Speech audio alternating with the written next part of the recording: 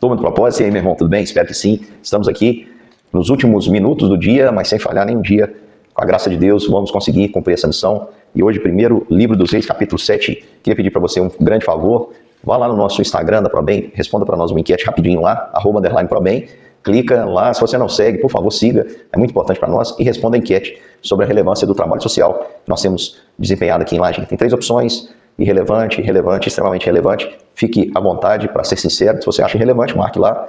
Relevante, marque. Extremamente relevante, marque. A sua resposta vai nos ajudar a medir aí o grau da nossa interação. E se você puder me fazer um grande favor de divulgar para que outras pessoas possam responder, nós estamos aproveitando também para fazer uma autoavaliação.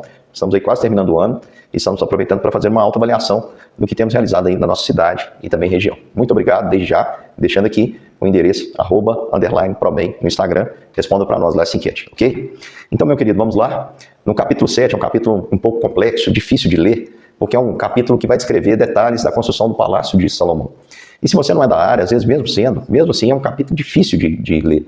Um capítulo cansativo, a verdade é essa, que fala de metragens, de detalhes, mas quando a gente traz uma aplicação, fica mais fácil para a gente entender. Nós vimos que o templo foi uma construção grandiosa, organizada, que o templo ele era um símbolo do estabelecimento do reino de Deus sobre a terra.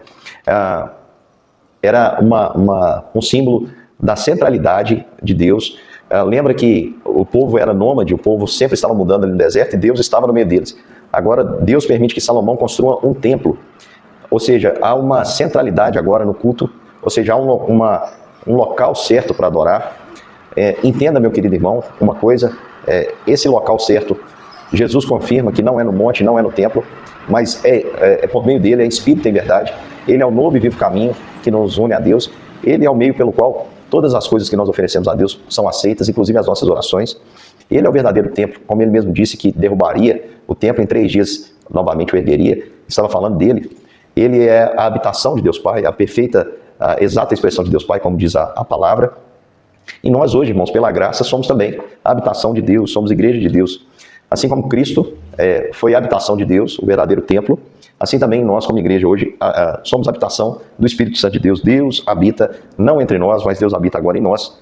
E o palácio que é construído, juntamente com o templo, significa, meu querido irmão, que Deus está entre nós e reinando. O governo é teocêntrico. Você não pode perder essa perspectiva. Assim como o reino de Deus está entre nós, não pode ser visto, mas ele não é comida, não é bebida. O reino de Deus, ele nos habita. O reino de Deus está acontecendo, mesmo que você não perceba de forma clara, mas ele acontece porque a palavra de Deus diz isso, porque nós cremos que nem as portas do inferno podem prevalecer contra o Cristo que disse que edificaria a sua igreja. Nós acreditamos que Cristo reina hoje, reinará eternamente. Ele é o Rei dos Reis e Senhor dos Senhores. O governo está nas suas mãos. Toda a autoridade lhe foi dada no céu e na terra. Portanto, meu querido irmão, o governo é teocêntrico. Ah, pastor, mas o que é isso? E essas injustiças que acontecem? Meu querido irmão, toda injustiça, todo poder humano, tudo isso é transitório. Lembre-se do que Cristo disse a Pilatos quando ele falou: você sabe quem eu sou? Você sabe que eu tenho poder para te livrar?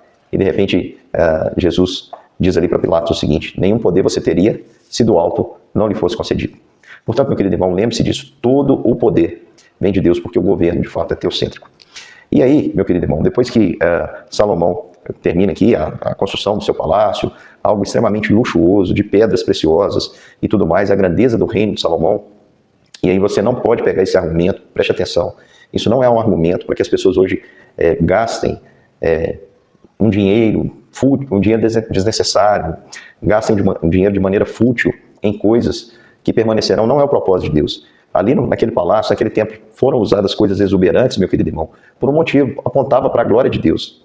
Hoje nós sabemos, irmãos, que Deus não habita em templos feitos por mãos humanas. Eu também não estou te dizendo que você não possa caprichar, não possa querer que uma construção fique bem feita, mas, meu querido irmão, entre coisas e pessoas, escolha pessoas.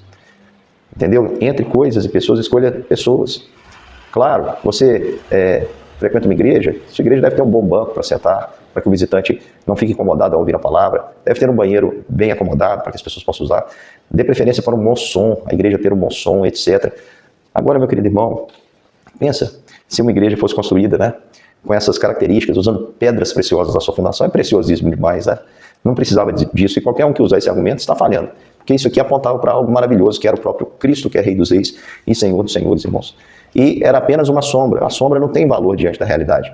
Porque quando Cristo se manifesta, o diamante perdeu seu brilho, o ouro perdeu seu valor. Porque o que poderemos comparar com Cristo? Cristo é muito mais do que qualquer valor, do que qualquer tesouro dessa terra. Então, meu querido irmão, isso serviu para aquele momento, para simbolizar a grandeza da glória de Deus. E aqui nós vamos ter uma visão ampliada, agora que o culto está centralizado, agora que fica mais clara a figura de um rei que reina em um governo teocêntrico. Nós temos aqui ampliado algumas coisas, né? Ao invés de uma bacia, nós temos aqui um mar de bronze. Vamos lembrar que o bronze significa justiça. É uma bacia que cabia 40 mil litros e ela está sendo segurada numa base por 12 bois. Lembram que são 12 tribos, bois apontando para várias direções, 3 em cada direção, 3 para o norte, 3 para o sul, 3 para o leste, 3 para o oeste. Isso é para mostrar a abrangência, como é abrangente a misericórdia, como é ampla a misericórdia de Deus.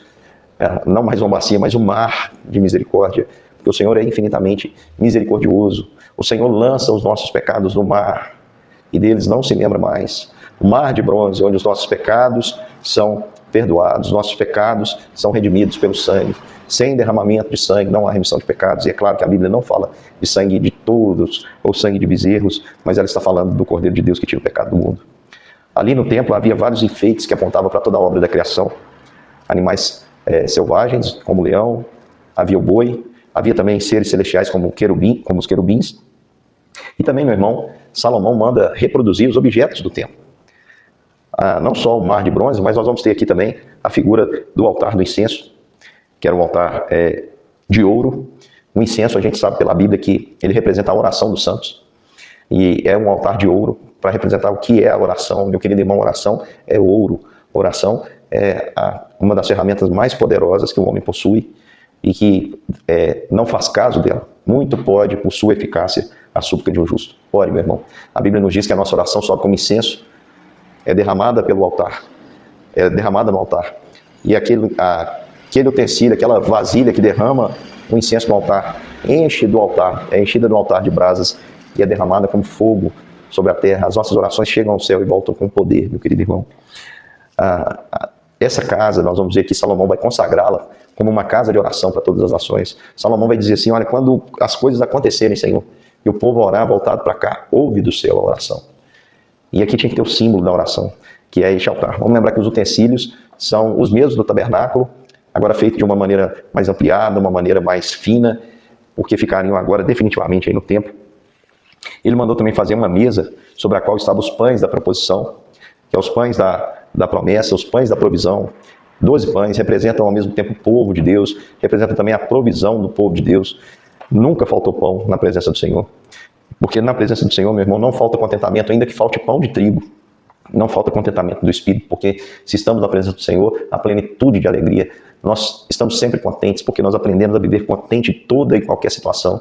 Porque é assim na presença de Deus. Vamos lembrar que isso aqui é o templo, que simboliza a presença de Deus. E se eu estou na presença de Deus, eu estou ali porque eu fui lavado, os meus pecados foram perdoados. O Senhor lançou no mar de bronze, no mar da justiça. Eu fui lavado e remido pelo sangue de Jesus Cristo. Os meus pecados foram jogados no mar do esquecimento pelo Senhor. Eu estou agora remido, posso orar, porque não há mais impedimentos, a minha oração chega até o céu. Há contentamento no meu ser. É como se eu comesse pão o tempo todo, porque tudo posso naquele que me fortalece. Aprendi a viver contente em toda e qualquer situação. E também, meu querido irmão, ali havia candelabros de ouro finíssimo, que eram acesos à noite. Nunca ali, no ambiente do templo, havia escuridão. À noite sempre eram acesos os candelabros, que representam aí, meu querido irmão, a iluminação. E vamos lembrar que a iluminação, a luz da própria palavra, é a Bíblia. Lâmpada para os meus pés. A lâmpada daquela época era do candelabro. Lâmpada para os meus pés é a tua palavra e luz para os meus caminhos. Lâmpada para os meus pés é a tua palavra e luz para os meus caminhos. Deus é luz, meu querido irmão. Deus é quem ilumina o homem. Deus é quem capacita o homem a ver por qual caminho que ele deve andar.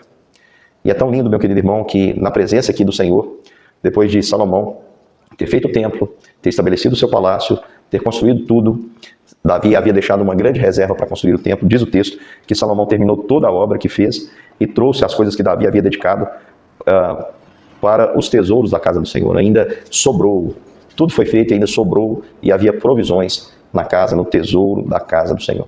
Eu queria trazer essas aplicações para você. Não esqueça que Jesus reina, meu irmão. Nunca esqueça disso. Vá dormir tranquilo. Não preocupe com nenhum tipo de homem. Não preocupe se ele é careca, se ele é cabeludo, se ele tem temor de Deus, se ele não tem, se ele tem poder, se ele não tem. Vá dormir, porque o seu Deus não dorme. Jesus é Rei dos Reis e Senhor dos Senhores. Meu querido irmão, não esqueça de algo importante. Eu deixei de mencionar aqui. Quando as colunas do templo ficaram prontas, deram um nome para aquelas colunas: Jaquim e Boaz. A de direita é Jaquim, significa ele estabelecerá. A da esquerda é Boaz, quer dizer, nele está a força. É um prenúncio do que seria ali o verdadeiro templo. A coluna está estabelecida segurando o templo e está dizendo que Deus estabelecerá, ele estabelecerá. E a outra coluna diz, nele está a força. Não viria, meu querido irmão, a força não viria da sustentação das pedras daquele templo, mas ele estabeleceria o verdadeiro templo. E nele estaria a força, o poder para fazer isso. A Bíblia diz que na plenitude do tempo, Deus manda o seu Filho Jesus. Somente Deus poderia fazer uma obra miraculosa como essa. Jaquim e Boaz é um prenúncio do que Deus estava para fazer por meio de Jesus. Por isso, meu querido irmão, acredite que Jesus reina. Acredite, meu querido irmão, que o sacrifício de Jesus não é limitado à quantidade de litros de sangue que o ser humano tem no corpo. O sacrifício de Jesus Cristo na cruz é capaz de perdoar um oceano de pecados. Ele pega os nossos pecados quando nos arrependemos e lança no mar do esquecimento. E o sacrifício de Cristo é por todo o seu povo, para aqueles que procedem de toda tribo, língua, povo e nação, do sul, do norte, do leste, do oeste, não com sangue de touros, mas com sangue de Cristo. O sangue de touro que era derramado naquela época era apenas um símbolo do sacrifício que viria, mas o que foi derramado por todos os eleitos é do Cordeiro de Deus que tira o pecado do mundo. Meu querido irmão, na presença do Senhor, uma vez lavados nesse sangue, sabendo que Jesus reina, nós podemos orar com confiança, crendo que já recebemos, porque Jesus intercede por nós. Também, meu querido irmão, nós podemos ter a certeza do contentamento, porque todas as coisas nós podemos naquele que nos sustenta. Todas as coisas nós podemos no Senhor. Nós devemos aprender a viver contente em toda e qualquer situação. E também, meu querido irmão, lembrar que nessa terra nós precisamos de iluminação. Sem Deus nós estamos perdidos. Deus quer que os seus filhos andem na luz como Ele está na luz. Nós não devemos manter comunhão com as trevas, mas andarmos na presença do Senhor em luz. A palavra de Deus é capaz de nos orientar. Aliás, ela nos orienta, ela é a nossa regra de fé e prática. Lâmpada para os nossos pés e luz para os nossos caminhos. É a palavra de Deus. Meu querido irmão, um beijo. Até amanhã para a gente continuar a meditar no primeiro livro dos Reis. Amanhã, capítulo 8. Aguardo você.